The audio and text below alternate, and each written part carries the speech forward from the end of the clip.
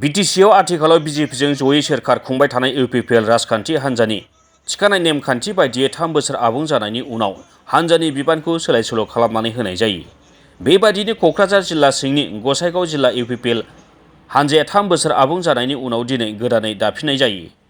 गोजाम आफादखौ दिनै एमएलए जिरन बसुमतारीनि सामलायनाय आफादाव सिफायनानै गोदान आफादखौ दानाय जादों। बे गोजाम आफाद सिफायनाय आरो गोदान आफाद दानाय हाबाफारियाव नुजाथिदोंमोन MLA Jiron Basumatary, Jayanta Basumatary, EM Ukhil Mushahary, Wilson Hasda, Madhav Chetri आरो इउपिपिएल हान्जानि गुबुन गुबुन दैदेनगिरिफ्रा। गोदान आफादनि आफादगिरिया जाबाय अनिन्द बसुमतारी आरो गाहाय नेहाथारि बिबानखौ फारियै उत्पल सरेन आरो आइनुल हकनो होनाय जादों। दिनै जोंनि गसाइगाव जिल्ला इउपिपिएल दोलोनि थाखाय मोनसे गाहाम रादाब होननानै बुंनांगोन।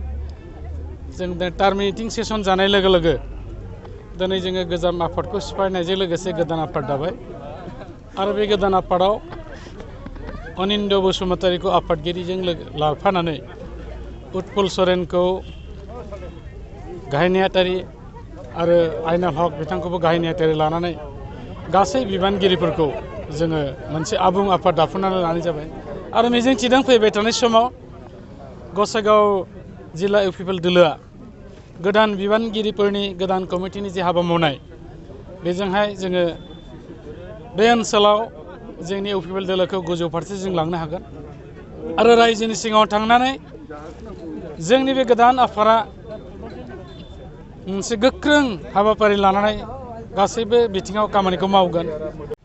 आङो गिबियावनो जोंनि आफादगिरि प्रमद बर' बिथां आरो रोनगोरा नार्जारि बिथांखौ आं अनेक धन्यबाद होयो आंखौ दिनै आफादगिरि सायख'नायनि थाखाय।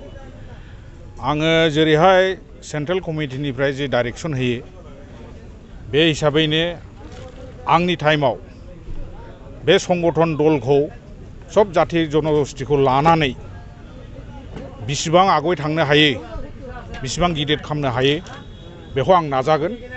आरो दिनै जोंहा अनेक समस्या दङ देशआव, थाखा फैसानि समस्या, बेमार आजारनि थाखाय बे जानाय, दा जुद्ध जागासिनो दं, बेफोरनि थाखाय आर्थिक अबस्था बिराद गाज्रि।